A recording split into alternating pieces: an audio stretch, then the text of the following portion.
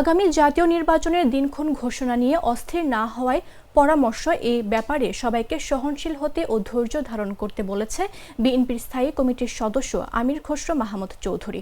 মঙ্গলবার রাজধানীর গুলশানে দলের চেয়ারপারসনের রাজনৈতিক কার্যালয়ে ঢাকায় নিযুক্ত ব্রাজিলের রাষ্ট্রদূত পাওলো ফার্নান্দো ডায়াস ফেরেসের সঙ্গে বিএনপির প্রতিনিধি দলের বৈঠক শেষে তিনি সাংবাদিকদের এসব কথা বলেন।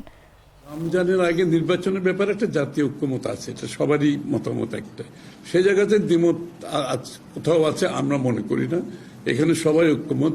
দিনক্ষণ যেটা সেটা তো নির্বাচন কমিশন তারা ডিক্লেয়ার করবে, সেটা তো আর সরকারের বলতে পারবে না, এটা আমরাও বলতে পারবো না। তো এটার জন্য একটু তো আমাদের তো ধৈর্য থাকতে হবে, তাই না?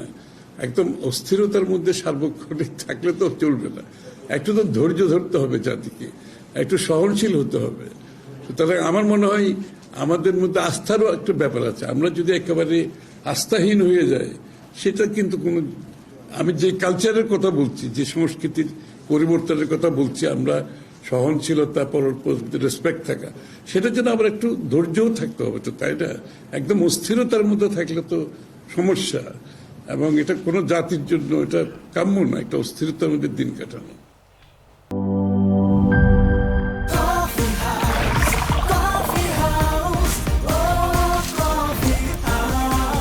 কফি হাউস, প্রতি চুমুকে আড্ডা জমে।